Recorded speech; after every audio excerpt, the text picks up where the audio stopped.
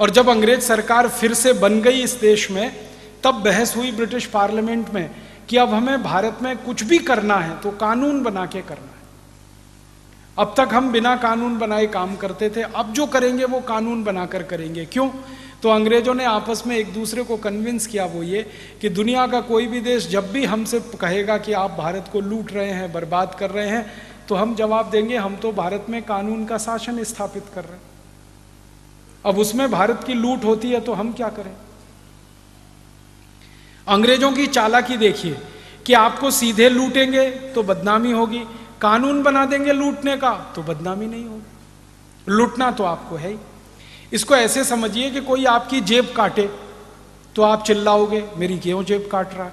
फिर अगर वो जेब काटने का कानून बन जाए इस देश में और कोई व्यक्ति जेब काटे, तब आप क्या चिल्लाओगे? कानून बन गया, वो तो कानून का पालन हो रहा है, भले आपकी जेब कटे उसमें। तो अंग्रेजों की संसद ने जो कानून सबसे पहले बनाए, वो कानूनों के बारे में कहना चाहता हूं कि अंग्रेजों की संसद में पहली बहस हुई कि 1857 की लड़ाई में भारत ने जो क्रांति की है उसमें पैसा कहां से आया, क्योंकि उस समय की क्रांति में करीब 480 कोटि रुपए खर्च हुए, 480 करोड़ रुपए खर्च हुए 1857 की क्रांति में। और ये कोई छोटी मोटी रकम नहीं थी। अगर इसको आज के हिसाब से समझना हो तो 300 का इसमें गुणा करना पड़ेगा, क्योंकि रुपए का अवमूल्यन उतना हो चुका है तब से। इतनी बड़ी रकम इकट्ठी हुई थी 1857 की क्रांति में पूरे देश में। तो अंग्रेजों ने इस पर बहस की कि ये पैसा दिया किसने। तो अंग्रेजों के कुछ अधिकारियों ने कहा कि उद्योगपतियों ने दिया, व्यापारियों ने दिया, किसानों ने दिया, कारीगरों ने दिया, ये सब लोगों ने पैसा इकट्ठा करके क्रांतिकारियों को दिया। तब अंग्रेजों ने तय किया कि अब भारत में ऐसा कानून बना दो कि आगे कभी भी किसी क्रांतिकारी को लोग पैसा ना दे पाएं और लोगों के हाथ में पैसा रहने ही नहीं पाए, सारे पैसे उनके हाथ से छीन लो।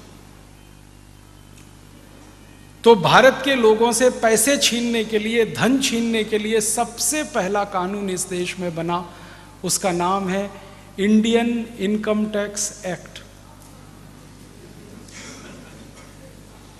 और अंग्रेजों ने जब ये कानून बनाया तो आप हैरान हो जाएंगे ये जानकर कि इंडियन इनकम टैक्स एक्ट जब उन्होंने बनाया 1860 में और इसको लागू किया पूरे देश में, तो रकम कितनी छीननी है, धन कितना छीनना है, तो अंग्रेजों ने कहा 97%।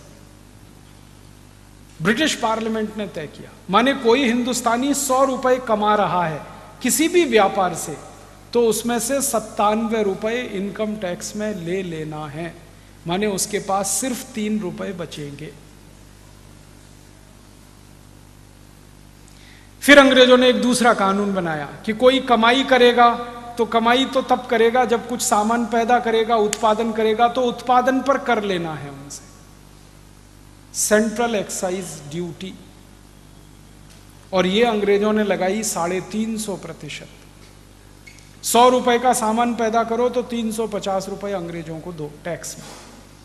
फिर अंग्रेजों ने तय किया कि कोई व्यक्ति सामान बनाएगा तो बेचेगा जरूर, तो बेचने पर उससे टैक्स लेना है। तो उन्होंने एक टैक्स बना दिया, सेंट्रल सेल्स टैक्स, केंद्रीय बिक्री कर। वो 180% से 250% होता था। फिर अंग्रेजों ने तय किया कि सामान बनाएगा तो कर भरेगा, बेचेगा तो टैक्स देगा, बेचकर मुनाफा कमाएगा तो टैक्स देगा, सामान को बेचने के लिए एक गांव से दूसरे गांव में जाएगा फिर टैक्स लेना उससे। तो वो टैक्स क्या क्या है?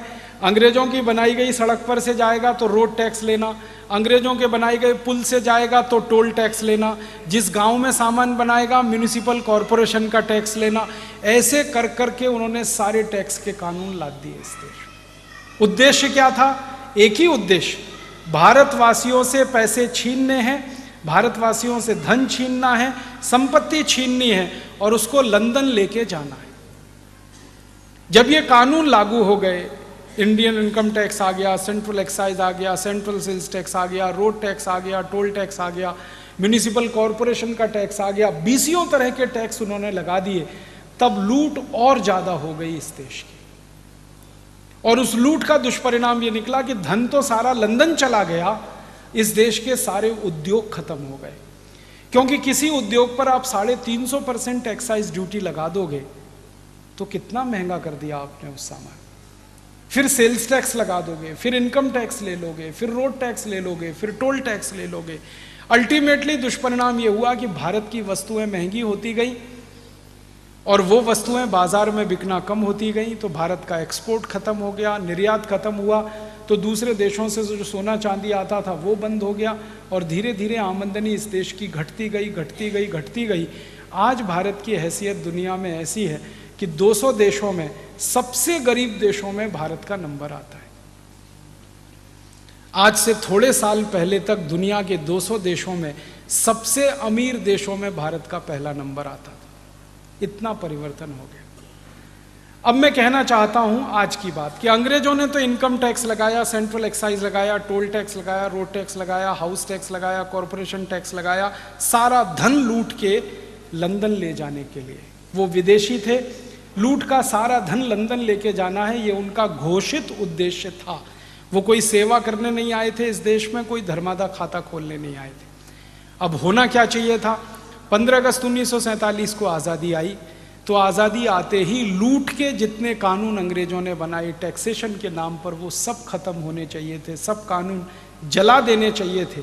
लेकिन आज़ादी के 62-63 साल के बाद भी वो सारे कानून लगे हुए हैं इस देश में। इनकम टैक्स भी है, सेंट्रल एक्साइज टैक्स भी है, सेल्स टैक्स भी है, बस नाम बदल गया है value added tax. Road tax भी है, टोल टैक्स भी है, कॉरपोरेशन का टैक्स है, हाउस टैक्स है, प्रॉपर्टी टैक्स है। बस अंतर इतना है कि गोरे अंग्रेजों ने जो टैक्स लगाए थे वो 23 थे, काले अंग्रेजों ने जो टैक्स लगा रखे हैं वो 64 है, 64।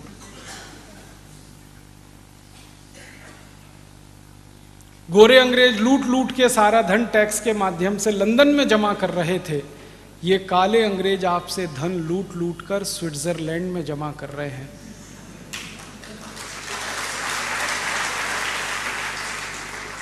देश में कोई बहुत परिवर्तन नहीं आया।